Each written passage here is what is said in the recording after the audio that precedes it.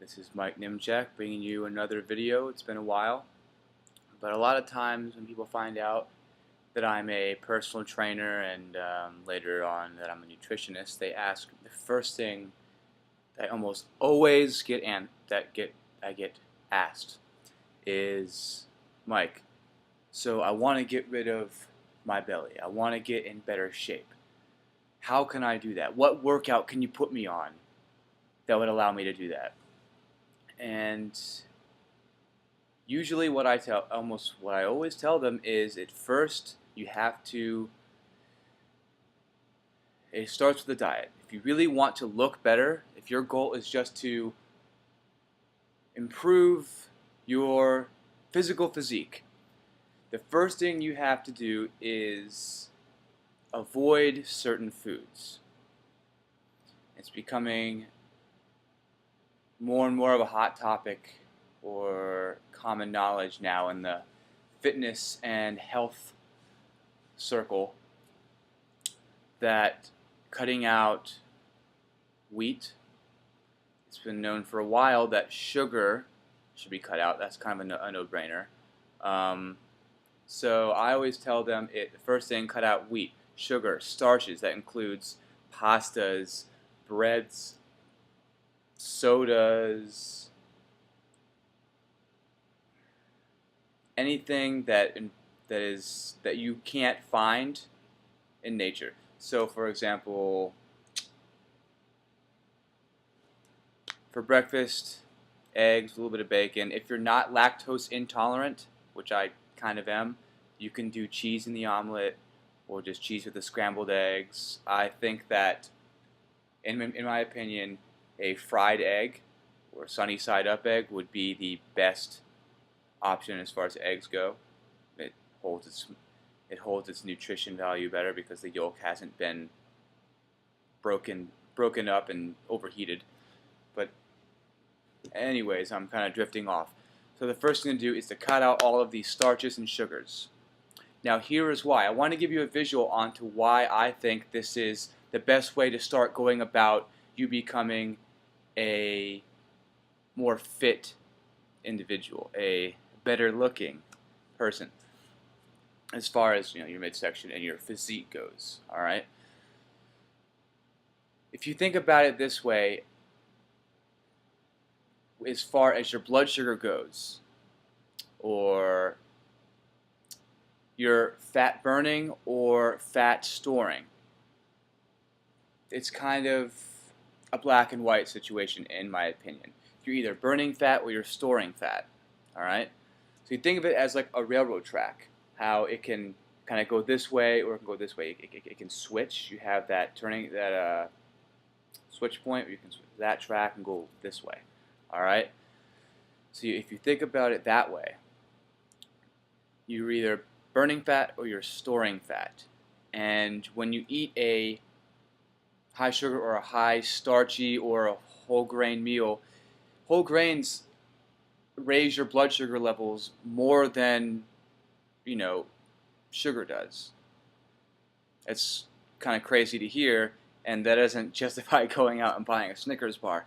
But at the same time, for the past 10 years, we've been told that whole grain is great for you. You need that fiber. It's like, yeah, well, you don't need to get fiber from the grains. As human beings, we're not meant to eat, Homo sapiens, we are not meant to eat grains. Grains cause inflammation in the body and cause our digestive system, in particular our intestines, our large intestines, to swell up. Alright? So it's like scratching away at your skin with a metal brush each time you eat it. So you're scratching away, it kind of gets raw, it bleeds a little bit and scabs over, you eat it again, alright, day after day, each time you eat that, okay? And it's going to get inflamed, it's going to get infected. What happens in your colon is that when you eat these things and it's going through the digestive tract, things swell up. That's where you get leaky gut syndrome. You have other organs in the body that tend to swell up. And then you look swollen. Like, if you see somebody that's not in the fitness world or weightlifting world cutting, then they're all puffed up because they're like, downing pasta and, eating ice cream. I'm sorry, but that's not a good choice either. It's got A lot of sugar in there. That's the first thing. Cut out all those sweets and the grains. The second thing is eat more green leafy vegetables. I know most people, most of you don't like vegetables. It's hard to eat. When you're hungry, you just want something quick and crunchy and, good. If you can't stomach having greens, if you have a hard time eating green vegetables, what I would recommend you do is try blending up a bunch of broccoli, or I like using spinach, and putting in just like a little spear, like, that big, like as big as 3 or 2 fingers worth of pineapple. Alright? And you're going to mix it in that blender. I have a NutriBullet, and I like using that. When it's just me, I use that smaller. Let's see if I can get this in the smaller one. Alright? And there's the tall one, the small one. So I use the small one for myself. If I'm making them for both me and my girlfriend, I will use the bigger one. What this does is when you have this a little bit of fruit and these greens and you stir it up, it gets a little frothy and it actually tastes a lot better. It's like drinking a smoothie, but it's nutrient dense. It's great. So that's an option for you to do. Just pineapple and a shitload of greens. So try that and see how it goes. I might make another video on how to make that. It's very simple, but just so you can see it visually, you might remember it and try it out sometime. Alright, so getting your diet down. Another thing that I am very adamant about and I practice myself is having high-fat diet. Now this doesn't mean you have to go out and always be eating bacon and steaks and whatever, but I think it's good. You can definitely go overboard on this, and I did when I first got into this diet, or this lifestyle. It's not a diet, it's a lifestyle. You do this for life. You're not going to do it for like 2 weeks and then go back to your old habits, because then you're not solving the problem. You're just trying to get a quick fix, and this is not, your body's not a microwave product. We live in a microwave world. Everything's fast, fast, fast, but your body does not work like that. So don't even try it. Don't even come to me with that. Try this, and you'll fall off the wagon, and it's important to jump back on that horse, jump back on that wagon, and keep riding. So try that. So, okay, back to the fats. So if you're eating the vegetables, you don't like vegetables, you can do the smoothie thing. Also, green apples work. Instead of pineapple. If you don't want to do pineapple, you can do green apples. Cut those up and put it in there.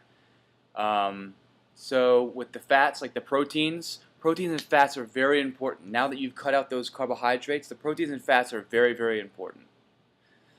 They're going to satiate you. They're going to keep you fuller longer, these fats.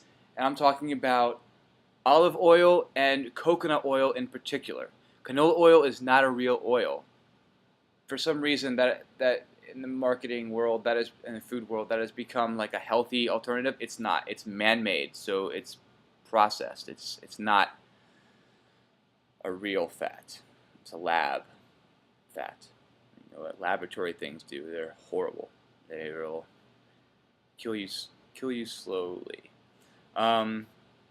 So olive oil and coconut oil in particular, I think those are great fats. When I'm cooking bacon, I like to cook asparagus in the bacon grease, and my eggs as well. But you can use that bacon grease as the fats as well. Again, don't do that all the time. The olive oil and the coconut oil are the purest.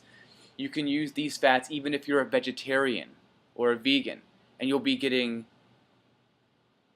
able to absorb a lot of the fat-soluble vitamins that you wouldn't be able to absorb if you were just strictly having, I don't know, like dried chicken breast, or, well, you wouldn't if you're vegetarian or vegan, but if you're just eating quinoa and lentils with squash and whatever vegetables you want to mix in there, these are very, very important fats. These are going to help your body absorb those vitamins that wouldn't normally be. There's water soluble and there's fat soluble. So the fat soluble ones, you need to have fats.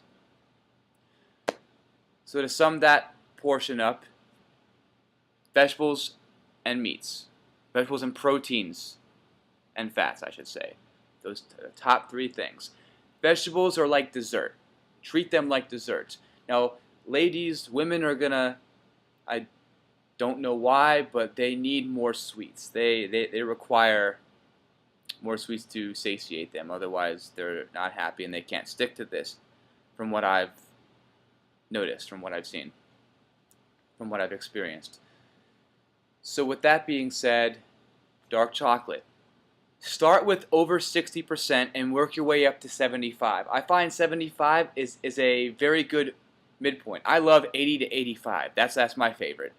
But if you're above 60, you're doing your body good. You're doing your body plenty good. All right. What else? Okay, so you had the diet part down. The next thing would be the exercise. And I have read and watched and talked about this a lot to friends and mentors. Walk. If you're really overweight and you have some problems, just start walking every day. If you can, for an hour. If you can't, try to squeeze 30 minutes in, 15 minutes. One way, turn around, and come back 15 minutes. Or ideally, you would want to go for an hour. If that gets too easy for you, sprint. Sprint 5 times. Draw a line in the sand or find a place and then just walk with a wide stride 70 paces. And that's your stopping point. Run one way, run the other way. Make it even better, run a hill.